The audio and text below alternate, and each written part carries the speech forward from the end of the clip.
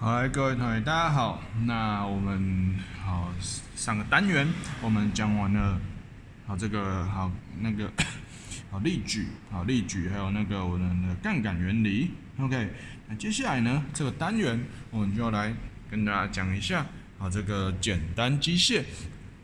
各种不同的机械 ，OK， 那这时候之前学的杠杆原理还有例举就会很好，在这边在这个单元就会用上很多。好 ，OK， 那我们简单机械的第一堂课，我们就来讲一下简单机械的一些概念，然后还有跟最基本的杠杆这个机械。好 ，OK， 你说杠杆不是上一节课上过了吗 ？OK， 那没有，这个我们今天要教的杠杆，其实杠杆还要分得更仔细的，杠杆其实有3种类的杠杆，那我们等一下来为大家这个解说这样。好 ，OK， 那这边呢也是拍一下这个讲义的填空，给你看这样子 ，OK。好，那我在上课的时候我写的笔记其实有在稍微就是改版一下啦 ，OK。那所以讲义的填空你就参考这样。好，主要还是以上课这个我讲解的时候抄的笔记为主了 ，OK。好，这个单元简单机械，这是第一页的上半部。好，接下来第一页的下半部。好，接下来呢，第二页，这是第二页的，第二页的上半部。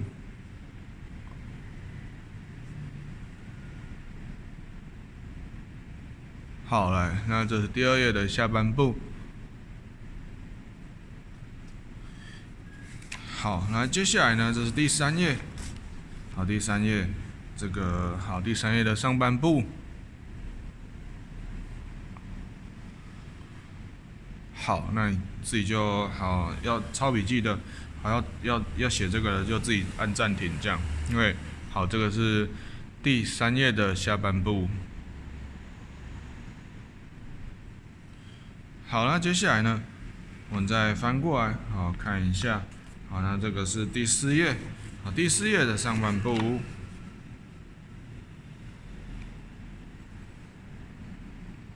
好，那接下来呢，这是第4页的下半部。好，那接下来再翻过来，这是第5页，第5页的上半部。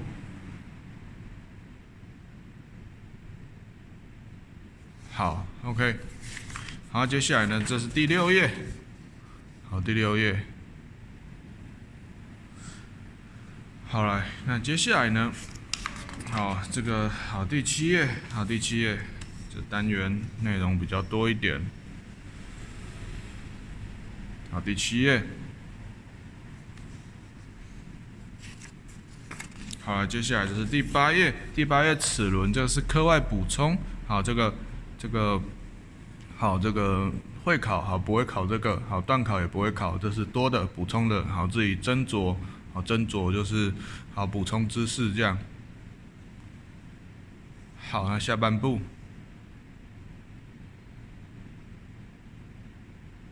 好 ，OK， 好嘞，那总算把它拍完了。好 ，OK， 那我来看一下这个课程的内容哦。好，那我来看一下这边。好，我这个简单机械，简单机械有哪些简单机械呢？第一种最直接的就是我们的杠杆 ，OK。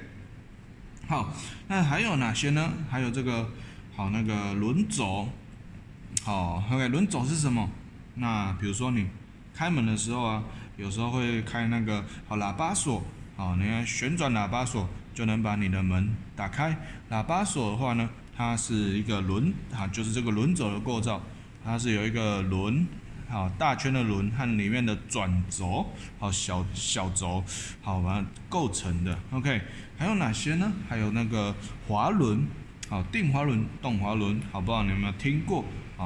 先跟你稍微讲一下。滑轮还有哪些呢？还有这个斜面跟螺旋 ，OK， 螺旋就是螺纹，那就是螺丝钉上面那个螺纹，那也算是简单机械 ，OK。那简单机械的话，为什么就是简单？啊，因为这个单元很简单吗？啊，不是啊。OK， 简单机械是因为我的所有复杂的机械，比如说像机器人呐，好这些的，或是一些那个工厂的各种机械啊，啊像什么怪手啊、挖土机啊这些的，好复杂的机械，还有工厂的自动化的生产线啊那些机器手臂，好它的原理啊，都是由这几个简单机械的这个原理来就是好来把它构成，好来把它更加复杂化了。所以这几个简单机械啊，算是我的所有机械的最基础，好最基础这样子，好，所以它叫做简单机械。好，那我来看看这里哦，要跟大家讲简单机械的单元，那就要先来跟大家讨论一下我的机械有哪些功能。我的机械呢，好 ，OK。好机械呢，好，你可能说很多好这个功能啊，比如说怪手可以好挖土机可以挖好，比如说好盖房子挖泥土啊这些啊，这个是它那个细部的功能啊。OK， 我说的这种概括性的功能。好，我把一个机械做出来，好机械的话当然就要有对人类有好处嘛，对不对？那你才要使用它，好，不然机械要做什么，对不对？一定要有对人类好处。所以机械主要对我们有哪些好处呢？那第一个，我们来看下这里哦。第一个，比如说你想一下哦，你用开瓶器好开这个瓶子，用开瓶器，或是你用这个那个螺丝起子好，然后呢转开这个好螺丝钉 ，OK， 这都是机械的使用 ，OK。所以前面这两个例子啊，我们发现到我们用到的就是它什么功能啊？你用开瓶器开瓶子，这个机械开瓶器这个机械，它就是帮你比较怎样省力嘛，对不对？好，比较省力。所以第一个重要功能啊，就是省力。好，这是机械的优点。OK。好，接下来呢，那还有哪些机械的重要功能呢 ？OK。还有比如说，好，你今天呢，好，这个你要去一个很远的地方，那你会好骑脚踏车，好骑脚踏车会怎样？好，比较快，比较怎样？省时间嘛，对不对？好 ，OK， 像骑脚踏车它就是一个省时间的，好，帮你省时间的机械，好，省时间的机械 ，OK。所以机械主要就是这两种啊，就是好，它会帮你省力或是省时间，好，省力或是省时间，好，省时间就是让你好做事比较有效率，好，比较有效率，比较快速。那比较快速就是我们说的省时间，好 ，OK， 好，那我来看看这个，那还有哪些？还有第三种啦，当然还有第三种，我们刚说省力又省时嘛，对不对？那当然就还有第三种啊，它不省力也不省时，就是前面两个都没有的，不省力，然后也不省时，好 ，OK。好像你说，奇怪，好，老师，不省力不省时，它不就都没有优点了？那为什么还要写在这个第三类上面 ？OK， 来告诉你，如果机械是不省力不省时的话，它也会有一些特殊的功能，好，特殊的功能哦。OK， 那这个好不省力不省时，我们等一下来跟大家讲一下。OK， 来，那我们来看看这里哦。好，我这个机械它就是优点，然后它可以主要由它的作用的这个优缺点来分成省力。省时，好，或是不省力不省时，但是有特殊功能，好，主要是这三种状况。OK， 好，那我们来看一下这里哦。好，这个就是它的优点，好，把它先讲一下，先讲优点。OK， 好了，接下来呢，我们来看一下这边。可是呢，我的这个机械啊，好，它不是只有优点哦，只要你有优点，就会有缺点，好，它是一个互补的概念。OK， 有优点就有缺点哦。比如说呢，我们来看下这里，既然有这个两个钉子，好，两个钉子下面有一个木板 ，OK， 那第一个钉子呢，就是一般的这个钉子，这个钉子啊，我要怎么把它钉到木板里面？我必须要用铁锤去敲它，直接把它敲进去，这样，好，因为它没有螺纹 ，OK。那第二个钉子呢，它就是我们俗称的螺丝钉，它是有螺纹的 ，OK。所以呢，我只要用螺丝起子，我就能轻轻松松的把这个第二个钉子把它转进这个木板里面 ，OK。来，我们来看下这里哦。所以我们这里会发现到，这两根钉子啊，你会发现第二根钉子有螺纹的，我可以用螺丝起子慢慢把它转进木板里面，是比较省力的。好，不用用这个铁锤去大力的敲它。好 ，OK， 这是第二种是比较省力的 ，OK。那但是呢，我们来想一下，这个比较省力的螺丝钉，它有省力的优点，那它的缺点是什么？好，那我们来看一下，那请问一下，它在时间的方面呢，它有什么缺点？你会发现它怎样？它虽然比较省力，但是它要花比较多的时间哦。为什么？因为你用螺丝起子把它慢慢转进去嘛，要一圈一圈慢慢转嘛，对不对？所以你会发现省力的工具，它就会有比较费时、比较花时间的缺点。所以它就是有一好没两好了 ，OK， 就是它有优点就会有缺点，那有一个是互补的概念，所以你会发现呢，这个我机械来说是省力的话，那它就会有缺点，会费时。好 ，OK， 那当然呢，好，那另外一个，这个没有螺纹的螺丝钉啊。你要用铁锤直接把它敲进去，它这个的话，它就虽然是费力，比较费力，因为要用铁锤敲呢才敲进去嘛，对不对？但是它就比较怎样省时间哦，因为它一口气一敲就钉进这个木板里面嘛 ，OK， 所以那像这个螺丝钉呢，它就是，优点就是它是省时的，但是它要比较费力哦。费力了 ，OK， 所以我的机械是这样子的，它没有一种机械是又省力又省时的，没有 ，OK， 因为它能量要守恒，好 ，OK， 那所以我所有机械就是有优点就有缺点，省力就会费时，那省时的优点那就会费力哦。好，这个跟大家说一下 ，OK， 好，那我来看这里，好，那接下来的话呢，再举一个例子。好，来这个物体，这里有一个凸起来的一个高起来的一个阶梯的 ，OK， 好，上面这是低处，这是高处 ，OK， 我要把这个重物把它抬起来，抬到这个高处上去 ，OK， 我有哪些施力的方法？好，我有直接施力，就把它往上这样举起来，举到上面去 ，OK， 这是一种方法，很怎样？可能它很重。你很费力，对不对 ？OK， 好，直接把它举上去。接下来第二种方式呢，好，那你可能去找一块什么，木板过来，把它铺在这个阶梯上面，变成一个这样斜的斜面的构造哦。那我就把这个重物怎样，拿来木板这里，那经由这个木板，这个有一个倾斜的这个斜面，好，慢慢把它推上去 ，OK。所以你会发现经由这个斜面你会比较怎样？你会比较这个省力比较轻松，OK。好，那这个比较省力，那它就会比较怎样？比较费时哦，因为它要经过这个长长的木板慢慢推，不像刚刚你直接用很大的力气就直接把它一口气举上去了但 OK， 所以这个用这个木板弄个斜面的话，它虽然省力，但是它就会费时哦。所以有优点就有缺点。那刚刚这个直接举上去，它就是在费力，要花很大力气，但是它会省时。OK， 所以你会发现我的机械都是这样子省力就会费时，省时就会费力，没有两个都省的啦。OK， 好，这个跟大家说一下哦。那不省力也不省时，就在这方面完全没有任何的优缺点这样子的。OK， 好来，那我来看下这里哦。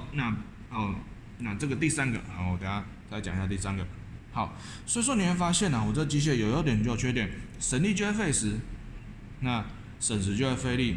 所以你发现我的机械不论你是用第一种还是第二种方法，它的过程都是花的能量都是一样的 ，OK， 好，它都是它们都是不可省能量的。好，都是没有办法节省能量的。好 ，OK， 好，那这有另一种说法，就是叫做不省工了 ，OK。好，就你做的功还是要一样多了。好，这是什么意思？这就是说，你今天呢用这2种方式哦，一个直接把重物举到高处，一个是用这个斜面这个机械，对，斜面也是机械的，算是机械的一种。OK， 用斜面把它慢慢很省力的把它推到高处，这2种方法，你做的功，你给它的能量都是一样的，有没有都一样？有啊，都是让这个物体怎样提高了一个 h 的高度。它是不是增加同样的重力位能嘛，对不对？好 ，OK， 那你说奇怪好 ，OK， 那我这边直接拉上去感觉比较费力啊，为什么这个出的能量没有比较多呢 ？OK， 那原因是这样的，你虽然这里很费力，但是因为你花的时间很短哦，你就一口气把所有力量出来这样子 ，OK， 然后呢，那你这种慢慢推上去比较省力的状况，就是你慢慢施力，但是你要花很多的时间把它施力，这样。所以这2种结果啊，一个是省力，它要花很多时间；一个是费力，一口气把所有能量都出来，但是2个所花的能量都是一样的，都是一样的哦。OK， 我是不可节省能量的，这也牵涉到就是因为能量守恒的关系。好 ，OK。好，那这2个螺丝钉也是一样，你用慢慢的有螺纹的把它慢慢转进去，跟这种一口气用它没有螺纹，你要用一口气用铁锤把它敲进去，一个是省时但是费力，一个是省力但是费时，但是这2个把它同样的螺丝钉转进同样的木板里面所花的能量是一样的哦。OK， 好，这个跟大家说一下，所以我的机械可以省力费时，好。可以省时费力，那看你要取它的哪一种优点来做使用，这样，但是它们总合起来都是不节省能量的哦。好，这个出的能量都要是一样的啦。OK， 好，那我来看到这里，那还有第3种状况。好，第3种状况的话呢是什么呢？好，就是老师刚刚讲到的，不省力也不省时。好，那是什么状况 ？OK， 好，那我来看一下这里先稍微讲一下这个构造。后面会跟大家详细讲，这是一个定滑轮。定滑轮 ，OK， 这个定滑轮呢，它不省力也不省时哦 ，OK， 就是我今天这有一个滑轮，这个轮子会转动，然后这个是一个重物，然后连着一条绳子到下这边，然后这有一个拉环，我的手可以拉这个拉环 ，OK， 我的手把这个拉环往下拉，这物体就会往上升。好，这样子 ，OK。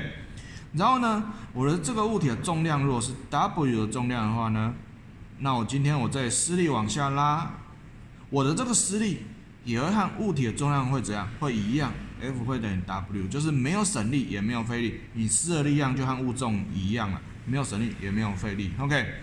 而且它没有省时也没有费时哦，你这边往上，你这边往下拉 h 的高度，这边也是往上升 h 的高度哦，好，所以它也没有省时间，好，你要让它上升多少，你就要往下拉多少，同样的距离，也没有省时间 ，OK， 这就是不省力也不省时。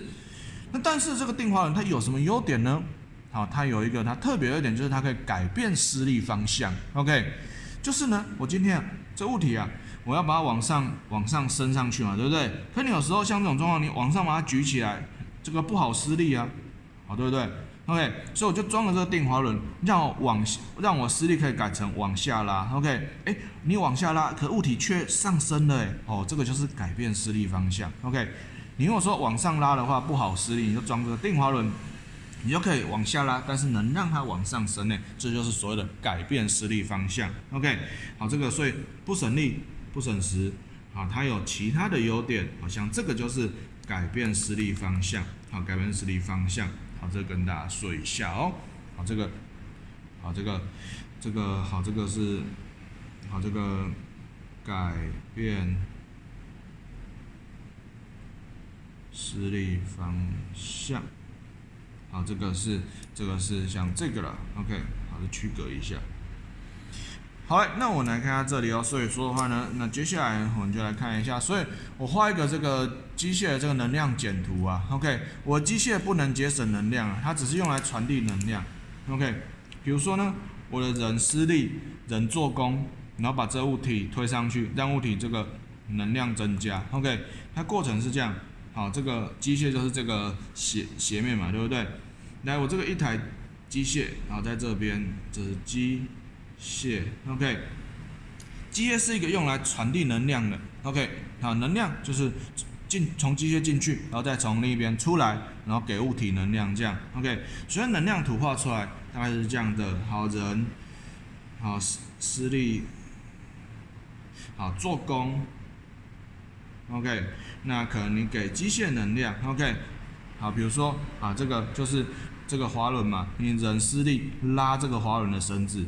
好，给机械能量，然后机械再把能量传递给物体，好，这个机械再把能量传递给这个物体，让物体上升，好，让物体得到能量，好，人施力做工，好，给机械能量，那机械再把能量传递给物体，这样，好，那物体得到能量，好，物体的能量，好 ，OK， 所以说机械它是不能节省能量，机械只是用一个传递能量的工具。能量就是经过它而已，这样子 ，OK。那而且机械不止不能节省能量哦，那机械有时候还会消耗能量哦，因为机械里面，如果我们不要讲那么理想的话啦，机械里面还有什么摩擦力啊，齿轮可能会摩擦之类的 ，OK。好像这个滑轮啊，这个轮轴什么到处都有摩擦，对不对 ？OK。所以说其实有时候机械还会让你损耗掉能量，让你也必须要使更多的能量 ，OK。所以机械好。它可以省力，好费时，好可以省时或费力，但是它不可节省能量，有时候还会要花更多能量，因为里面会有摩擦力的损耗。OK， 所以说这个能量人做工的能量，你可能会全部给这个物体，全部给这个物体，但是也有可能会有部分能量这个损耗掉了，因为摩擦损耗。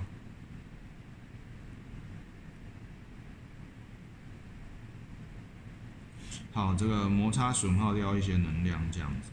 好 ，OK， 好，跟大家说一下哦。那所以我把这些能量的话呢，我把它用个代号表示，人做工我就写 W 人。那再扣掉呢这个摩擦的损耗摩擦损耗我写 WF 摩擦力损耗的能量。那最后呢就等于物体得到的能量W 这样子。OK， 所以呢这过程是这样的 ，W 人。会这个人做工会分给两个，一个是这个，一个是损耗这样子 ，OK， 会等于 W 加 WF， 好，这个跟大家说一下，这个能量图啦 ，OK， 好，所以这个这里重点就是这个我的机械，机械是用来传递能量。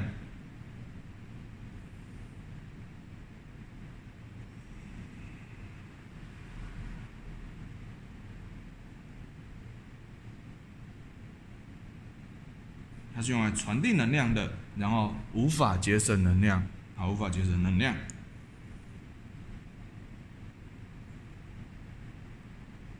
无法节省能量，好，就是你可能会省力，但是你比较省力的话呢，你就会比较花时间，所以总合起来，它是没有帮你省到能量的因为能量守恒，所以它是无法节省能量，无法节省能量，这个。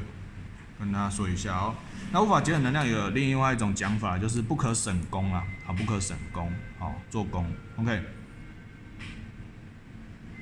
好了，接下来呢，我们再来往下看一下，所以这个机械的这个基本的这个原理，就跟大家讲了，这三种状况 ，OK。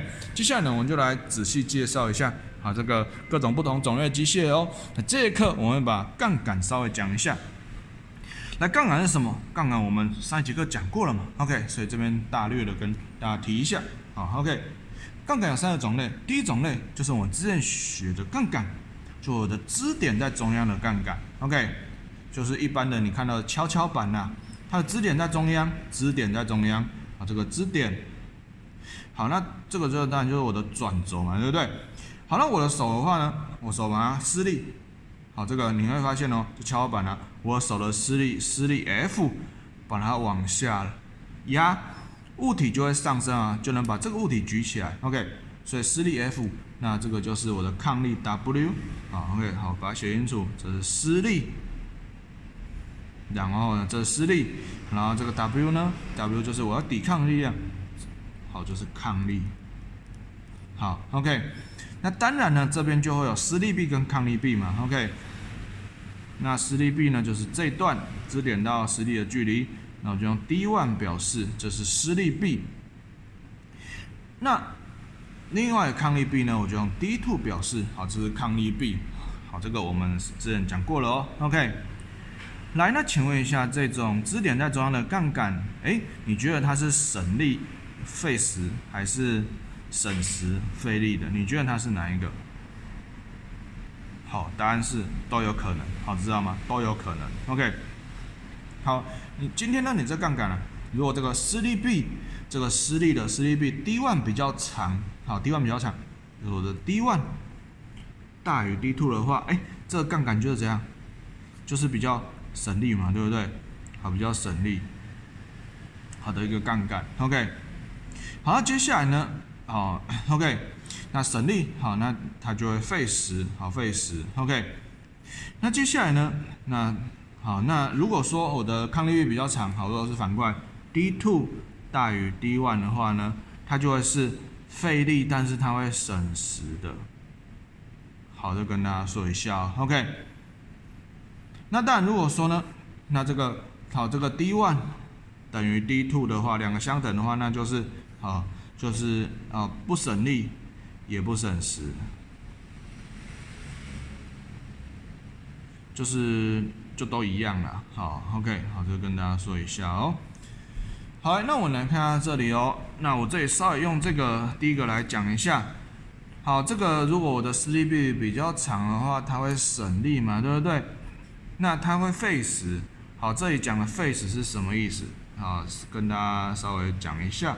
OK， 费时的话就是你今天这个一个跷跷板，好，施力臂画的长一点。OK， 来支点在这边。OK， 你会发现我手这样压在这里嘛，对不对？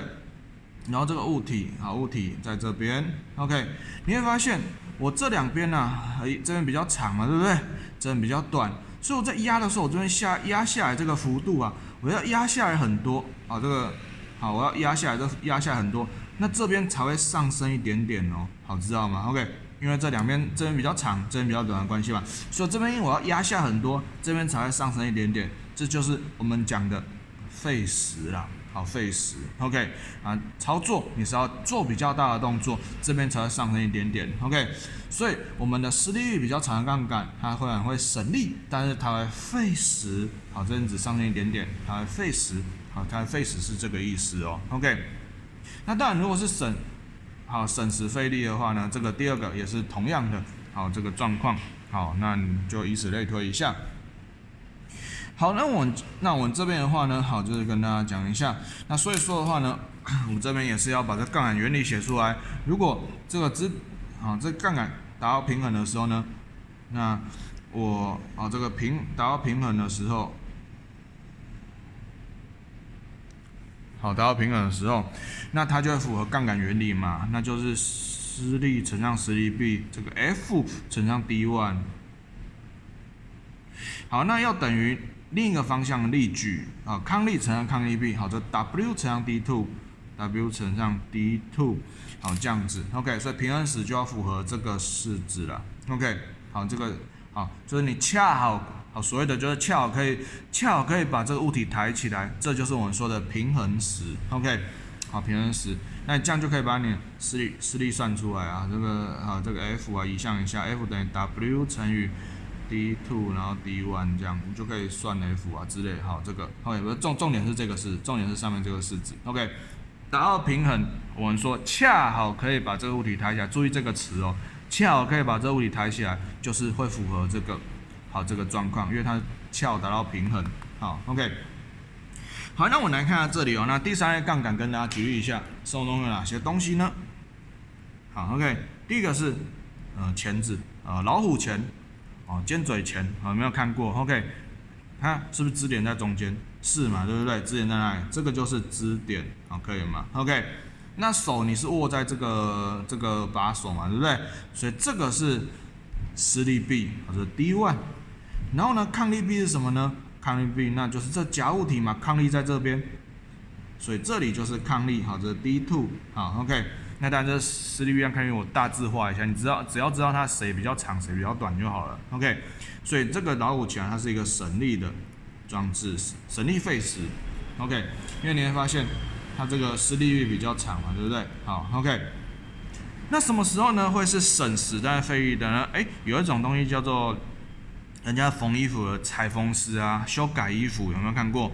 好，菜市场有的在修改衣服，他会用这种很大把的剪刀，叫裁缝的部件。你会发现这个剪刀它这个刀刃很长，可是这个握把的地方却很短。OK， 好，支点在中间，这支点。那所以说你会发现这种剪刀啊，它是怎样？它是比较费力哦，但是它是省时间的哦。好，它是另一种的。好，这是我都写优点了。好 ，OK， 好，这省时但是费力。OK， 好，因为你发现这个 D1 是比较短的嘛，施力率比较短，可是这个 D2 啊，抗力臂是比较长的。OK， 啊，这种为什么会省时间？因为你一剪下去就可以剪很大块的布啊，知道吗 ？OK， 你只要一刀下去就可以剪很大块的布，所以这是省时间，但是它操作起来会比较费力哦。OK， 还有牺牲一点这个多花一点力量，然后让它达成就是这个省时间的效果。好，这个让你操作的比较方便。好 ，OK。好，接下来呢，3种类的杠杆，我讲了一种支点在中间的杠杆，支点在中央的。那我们接下来再往下看，那第2种类呢？好，我们来看一下哦，继续往后看。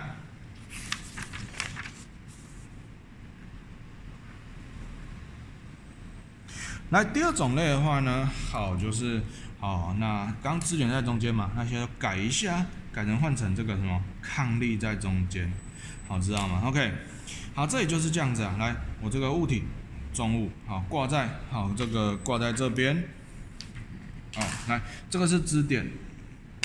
好，这个是我看一下哦。好来，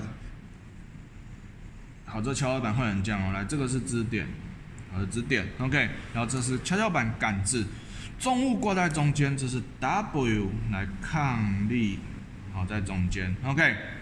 然后呢，施力在这边 ，OK。那你看这种状况啊，转轴在这里啊，如果我要把这重物往上抬，我施力要怎样？我施力也要往上，对不对 ？OK。好，所以说这时候呢，我施力就换到边边去了。好 ，OK， 抗力在中间，我看在中间。好，来，那我来看下这里哦。这杠杆我们也是要了解一下，它是省力费时还是省时费力的呢 ？OK， 来，那我们要来看一下它的施力臂跟抗力臂哪个比较长 ？OK， 来，施力臂是哪一段？这个支点到施力的距离嘛，所以施力臂就是这一条这么长这一段哦，这是 D1。然后抗力臂呢，就是支点到抗力的距离，就是这一段比较短嘛，对不对？这是 D2。好，那我来看下这里哦，所以如果我施这个力量，然后把物体恰好可以抬起来的时候，就是达到平衡的时候，恰可抬起的时候，恰可举起。好，这个就是达平衡时，它的公式写出来会长什么样子呢？好来，你会发现它平衡的时候也是一样哦，那个施力乘上施力臂会等于抗力乘上抗力臂，这个 F 乘以 D1 会等于 W 乘上 D2，OK， 好，也是要符合这个式，跟刚刚都一样的 ，OK， 那所以说我这样就可以算出你的施力了哦。好，这样就可以知道是省力还是费力了哦。那 F 就等于什么？你要施的力量就会等于这个什么？会等于物体的重量原本的这个物重乘以什么？一项以下，来乘以 D2 D1 这个分数 OK。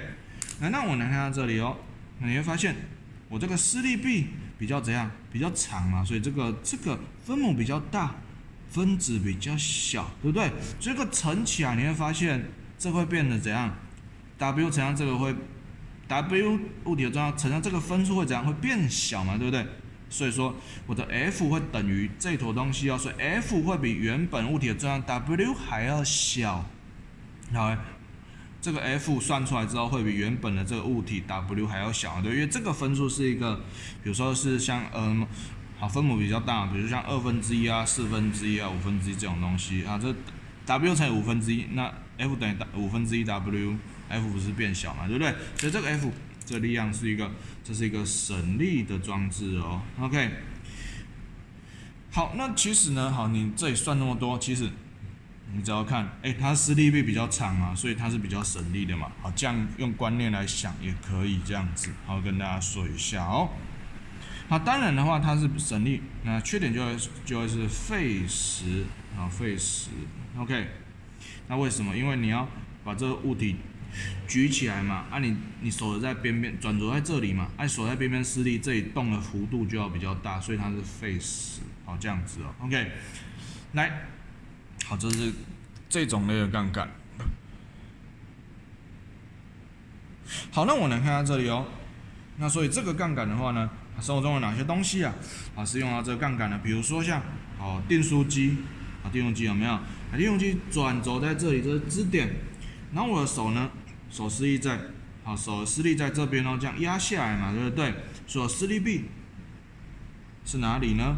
好，施力臂就是这一段，这段就是 D1。那抗力臂呢？抗力在哪里？抗力就是订书针这里嘛，订书针这里就是。好，抗力的来源，好，所以这抗力这 W， 好，所以这个 D2 就是这一段 ，OK， 好，所以你会发现呢，这个是怎样？抗力在中间嘛，对不对？好，抗力在支点还有施力的中间 ，OK， 好，那所以说你会发现 D1 比较长，它是一个省力的装置。那还有一种东西呢是这种，这种工地的这种独轮推车，你可能看到人家盖房子啊，有用这种东西来推砖头啊、推沙子啊、推泥土的这种工地的独轮推车，然后它也是一样哦，也是这种抗力在中间的杠杆哦。好，因为你会发现支点在哪里？你整个手嘛，这个是把手 ，OK， 你的手把它拉起来、举起来的时候呢，那支点是在这里嘛，整个转轴是在这里。整个是抵着这个点，然后举起来的 ，OK。那抗力在这里，抗力 W 在这里。好，那这边的话呢，我的施力臂、抗力臂我就大致画一下 ，OK。那这个就是我的施力臂嘛 ，D1。那抗力臂就是支点到抗力的距离，好，这是 D2。所以你会发现 D1 比较长 ，D2 会比较短。好，这跟大家说一下哦 ，OK。那这个我就是大概能比较长短就好。其实这个就是你要画这个力臂的话，你还要去。找支点到和力量的垂直距离啊 ，OK， 那这里的话呢，我就没有画那么详细，我只大概知道一下谁长谁短，好就好了 ，OK。好，接下来呢，我来看看这边。好，那最后一种杠杆的话呢，它是施力在中间的哦 ，OK， 施力在中间，对不对？来，好，刚都画过了，那这里的话我们就可以快一点，支点在这里，那这物体的重量，物体挂在这边，这是抗力，那你会发现。我的施力 F， 好的施力，好在施力在这两个的中间 ，OK， 好，施力在中央杠杆，所以你这里会发现哦，来施力臂跟抗力臂也是一样，把它找出来。好，支点到施力的距离 D1， 这个 D1 就是我的施力臂。好，接下来呢，那抗力臂呢？那抗力臂就是这一段。好 ，D2， 好 ，D2 抗力臂哦，所以它达到平衡的时候呢，也是一样，好，平衡时也是要符合，好，施力乘上施力臂 F 乘以 D1， 好，会等于呢抗力乘上抗力臂会等于 W 乘上 D2， 好，也要符合这个式子，好，平衡的时候 ，OK， 好，这个跟刚刚都一样了，所以 F 就等于，好吧，移项一下就变成等于 W 乘上D2 除以 D1， OK， 那这时候你会发现呢，这时候呢，我的这个这个 D1 这个是比较小的 ，OK， 它是比较小的，那上面比较大的，所以这个分数啊是变成一个乘了之后会变大的分数，比如说这分母比较小嘛，可能是比如说3/2啊、5/4啊这种分数 ，OK， 就乘出来之后呢，这个 F 会比这个 W还要大哦 ，OK， 所以你会发现呢，它是一个费力的，费力的杠杆，它是一个费力的哦 ，OK， 那费力就有优点，优点就是省时，它是省时但是费力的 ，OK， 那所以你只要看到费力，就代表它一定是省时啦，一定是啊 ，OK， 好，再跟大家说一下，那你也可以这样看啊，这个施力臂比较短嘛，所以是费力，好，那费力就会配省时 ，OK。好，那这里的话呢，我们把最后这两个生活中的例子把它讲一讲，这堂课就结束了。OK，来，那我们来看一下这里哦，生活中有哪些这种这个施力在中央的这个杠杆 ？OK， 那比如说你拿筷子，好，你平常拿筷子夹夹卤蛋，好，夹蛋哦 ，OK， 来，那我来看下这里哦，那这里的话呢，我也是来画一下，来，你在夹的时候，你会发现支点在这里嘛，好，这里是相对是一个不动的点，这是支点，好 ，OK， 然后呢，你手是可能握在这边啊，这是你的施力。啊，这是你的施力 F， 那抗力呢？抗力就是物体，好，物体这边，物体，好，这个蛋这边会有抵抗的力量，啊，蛋好不给你夹，好，知道吗 ？OK， 好，它会有抵抗的力量，所以这时候也是一样啊，你会发现这里，好，这个我的施力 F 会在抗力和支点的中间，对不对 ？OK， 那所以说我的施力臂，我的D1会比较短，我的抗力臂会比较长，好，这就是筷子 ，OK。那筷子为什么它是比较费力的？好 ，OK， 因为好它是费力的 ，OK， 但是它是怎样省时？好，知道吗 ？OK， 好，因为你会发现我手这边呢，我在夹的时候，手这边动的幅度比较小，那夹东西这边动的幅度会比较大，这样 ，OK， 所以它是费力，但是省时，它取省时这个优点呢，让你怎样？好，手这边动一点点。啊，夹东西这边地方就会开合很大，这样它能让你省时。OK， 这边省时其实就是对应到就是你筷子夹起来会比较怎样灵活啦，好动啦。OK， 因为平常在吃饭的时候夹东西其实花力气也没有到多大，所以它要费力一下，好费力一下，多花一点力气，那来获得这个省时间、操作灵活的这个优点。OK， 还有好 OK。好啊，还有哪个地方、哪个东西呢？也是这种呢？好，这种优点呢 ？OK， 好，你在扫地的时候，好，你在好，平常扫地在打扫的时候啊，你会发现也是这样子哦。OK， 好，我们在打扫的时候啊，好，你握看扫把，你就会知道，你平常握的时候应该是这样，一只手握在最上面这边，在偏上面这边呢，然后呢，这是一个支点，然后另一只手呢握在比较下方一点，啊，另一只手握在这里 ，OK。然后呢，下面这只手好会以这里当做支点，然后这里左右摆动，好摆动 ，OK。那扫把下面也会摆动，好也会摆动，那就可以扫东西，好就可以扫东西 ，OK。所以你发现我的施力 F 是在这里，那抗力 W 是在这里哦 ，OK。所以扫把它就是这种施力在中央的杠杆 ，OK。好，那你会发现呢，来我的施力臂 D1 比较短。好，抗力臂 D2 比较长，所以它这个 D1 啊施力比较短哦，所以它也是一个费力的一个杠杆 ，OK。但费力啊，优点就是什么？优点就是省时啦，啊省时 ，OK。那省时也是跟什么一样？也是跟这个好操作灵活也是一样的 ，OK。让你上面手动一点点啊，下面就可以摆动很多，可以扫很大的范围这样子 ，OK。所以它就是。好，我在扫地的时候，其实没有花多大的力气嘛，你就牺牲一点力量，多费力一点。好，因为原本就没有花那么大的力气了嘛，对不对？费力一点，好，牺牲一点力量，换取省时，然后让它动很多，好，操作灵活这个优点。好，这个跟大家说一下哦。好，那这个就是我们的这个简单机械的这个基础。好，跟那个杠杆原理 ，OK， 那下一堂课我们再来讲，好，可能轮轴啊，或是滑轮之类的。好，我们这堂课先讲到这边哦。好，那 OK。